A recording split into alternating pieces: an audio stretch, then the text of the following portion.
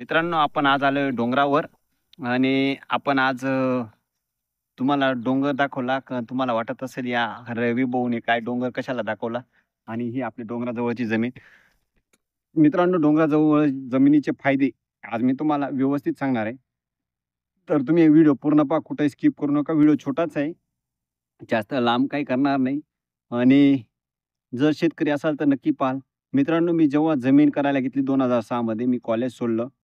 माझी परिस्थिती बेताचीच होती आणि लोकं काय म्हणायचे, "तुझी डोंगराजवळ जमीन आहे, त्याला कुळीतला फूल येत नाही, मुरमाड जमीन आहे."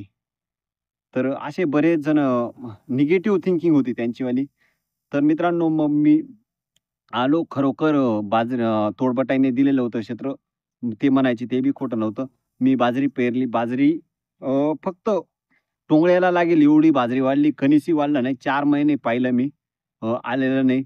तर मग मी काय केलं, एक पलटी नांगर मारून घेतला आणि एक 22,000 ची गाय आणली आणि खतं करायला सुरुवात केली. खत जसं-जसं करत गेलो, तसं-तसं हे करत गेलो. मित्रांनो, डोंगराजवळची जमिनीचा पहिला फायदा मित्रांनो, कांदं पीक हे अत्यंत सुपर आणि क्वालिटीचं येतं मित्रांनो. का माहिती आहे का? कारण ती मुरमाड जमीन असते आणि त्याच्यामध्ये पाणी धरून ठेवत नाही. त्याच्यामुळे ते कांदा रोगराईला बळी पडत नाही आणि जर खत खाद्याचं असलं तर एकच नंबर क्वालिटीचं उत्पन्न येतं. पावसाळी करो, रांगडो करो किंवा उन्हाळी करो. तर मित्रांनो, मग मी कांदं करायला सुरुवात केली. एक तुकडं कांदा लावायचो, बाकीचं बाजरी वगैरे करायचो. एका गाईने माझ्याजवळ आता 12 गाई झालेल्या आहेत आणि डोंगर शेजारी असल्यामुळे चारा वगैरेची चारा 4-6 महिने चाऱ्याची गरज येत नाही आणि चाऱ्याची गरज न पडल्यामुळे मला माझं शेणखत वगैरे सफिशियंट एका एकरासाठी एका एक किंवा 1.5 एकरासाठी सफिशियंट होऊन जातं. दुसरा सीझन आला की त्याला 1.5 एकर म्हणजे आलटून-पलटून असं 4.5 एकर, 5 एकर क्षेत्र रंगून जातं. 3 वर्षापर्यंत एका तुकड्या म्हणजे एका एकराला खत हे होऊन जातं. जसं-जसं प्रगती करत जाऊ तसं-तसं दरवर्षी किंवा एका वर्ष आड करून खत टाकायचं त्यामुळे. दुसरा फायदा मित्रांनो, डाळिंब शेती. डाळिंब शेती इतकी क्वालिटीची येते मित्रांनो. तुम्ही म्हणत असाल, की हा डाळिंब शेतीबद्दल सांगतोय आणि याला काय माहिती, याने याने कुठे शेती केलेली आहे डाळिंब शेती.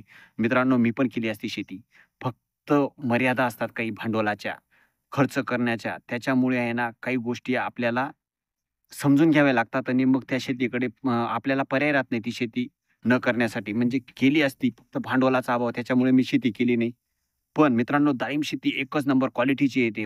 जर डोंगराजवळ जमीन असेल ना मित्रांनो, आजच तुम्ही तयार करायला लागा आणि डाळिंब लागवड करा. जर भांडवल असेल तर. खूपच फायदेशीर ठरणार आहे. तिसरा मुद्दा मित्रांनो, मका पण छान येतो. सर्व पिकं क्वालिटीची येतात. भाजीपाला पिकावर रोगराईची शक्यता कमी असते. फवारणीचा खर्च कमी असतो. दड पडते ना हिवाळ्यात जेव्हा कांद्यावर, तेव्हा दडचा सुद्धा साइड इफेक्ट जास्त होत नाही डोंगराजवळ जमीन असली तर. फक्त लगट पाहिजे. जास्त लांब राहिली म्हणजे मग तुम्ही म्हणाल, की याने डोंगराजवळची जमिनीचं सांगितलं. जास्त लांब असेल तर त्याचा काही फायदा नाही. पण डोंगराजवळ मुरमाड जमीन येते.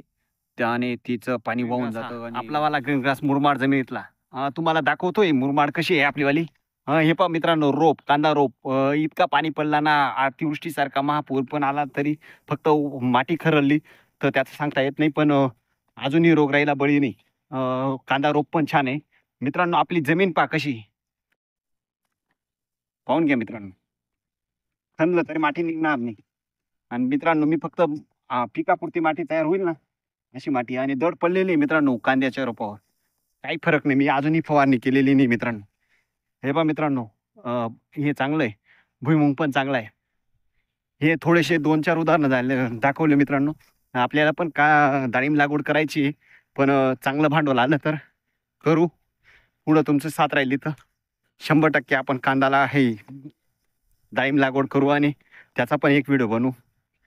हे पहा मित्रांनो, कांदा. पावसाळी कांदा आहे, भरपूर पाणी पडले. काही नाही, फवारणी नाही, काही नाही, काही नाही, काही नाही. मित्रांनो, हा व्हिडिओ कसा वाटला कमेंटमध्ये नक्की सांगा आणि मित्रांनो, चॅनलला सबस्क्राईब करायला विसरू नका. धन्यवाद.